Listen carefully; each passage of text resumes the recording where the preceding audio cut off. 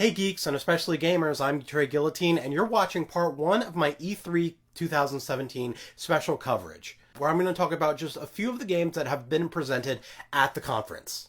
Let's geek out.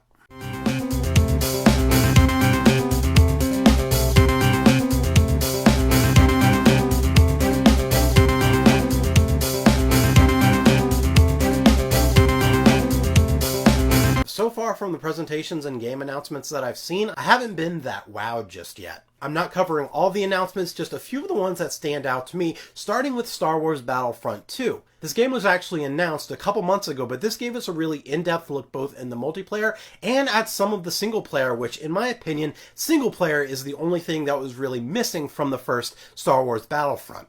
So I'm excited to have that and there to be an actual story and a campaign that seems to be focusing around a soldier in the Empire between Return of the Jedi and The Force Awakens. But aside from that, everything that we saw in the demo for Star Wars Battlefront 2 looks amazing. It looks like a lot of fun, but it looks like the same thing from Star Wars Battlefront 1. There's nothing really different about it, aside from them adding part of the battles that you have taking place in stages. You work in one area and then you move on to the next and the next and the next until you eventually win the match. And that actually sounds pretty cool. But aside from that, you still have Star Wars heroes taking to the field. You still choose of the various different armies within the Star Wars universe, but ultimately it looks like a lot of the same. Nothing was really wrong with the first Battlefront, so it makes a lot of sense that they're not really changing too much about what they're doing with Battlefront 2, aside from adding a lot of single player, which they definitely made sure you knew they were putting in a single player. It seemed that was the big point that they were trying to make about Star Wars Battlefront 2.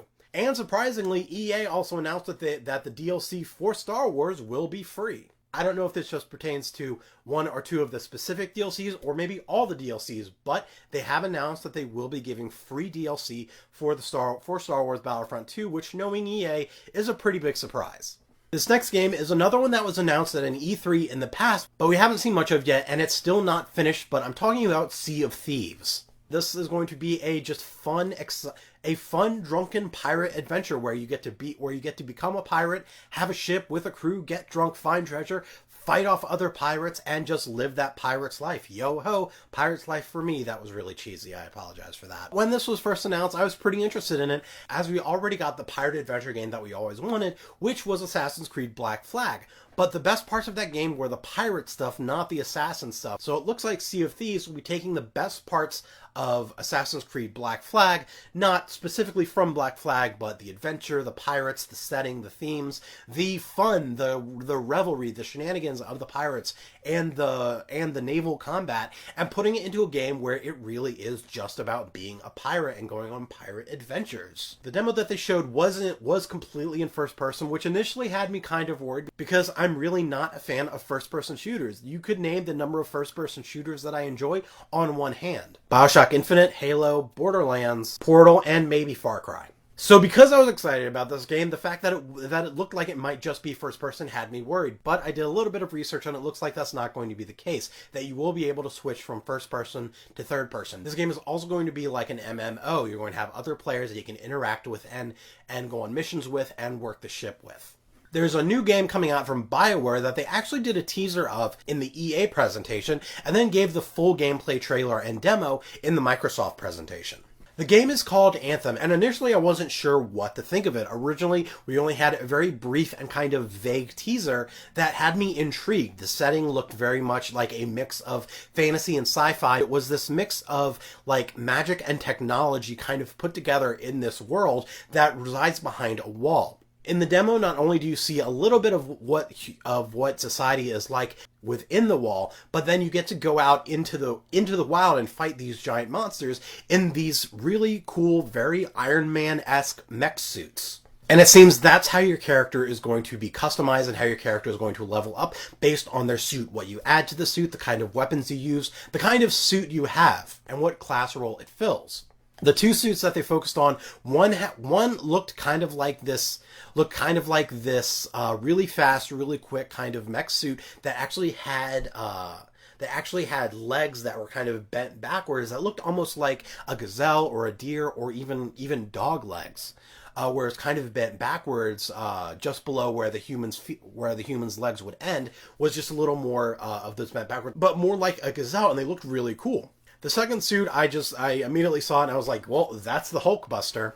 Because it looked like a miniature version of the Hulkbuster from Iron Man, from the Marvel Comics, and from the MCU. Which immediately, that was the armor, I called it, that's the armor that I wanted. And that was to be it looked to be more of a tank class, able to take damage and deal out large amounts of damage, but not moving as fast. Xbox also showed off the next enhanced version of the Xbox One, and it's apparently the most powerful gaming console that's ever been built. And it's called the Xbox One X, which when I looked at that name, it reminded me of like a really annoying MySpace or AIM messenger name where it's like Xbox One X heart emoji XXX.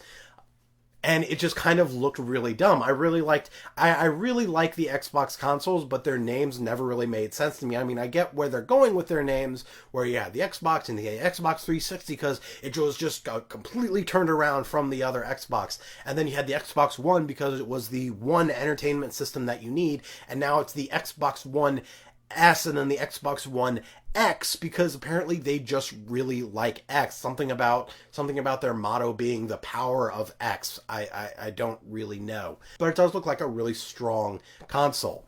Not only talking about the future of Xbox, they also gave some focus to the original Xbox games, announcing that sometime this year in 2017, they're going to be making the original Xbox games backwards compatible, starting with Crimson Skies. As excited as I was for the original Xbox games to be backwards compatible, there are definitely a few I would love to go back to. But it was the fact that they used Crimson Skies as an example. Me personally, I'm sure there are other people out there who have played it and know about and love this game, but for me personally, the only other person I know who knows what this game is was the person who got me into it. So I kind of lost my mind when I saw that they were specifically bringing up and referencing Crimson Skies as one of the games that's going to be backwards compatible. If you haven't played this game, it's kind of an alternate history from World War II, where instead of cars being the main mode of transportation, it was planes, and everyone's taken to the sky. Everyone's flying these really small, teched out kind of individual planes, and you play a pilot who's trying to stop this kind of alternate history Nazi scheme from taking over. I honestly don't remember all the specifics of the story. It was a really long time. It was actually 2001, so it was over 10 years that I played that this game came out.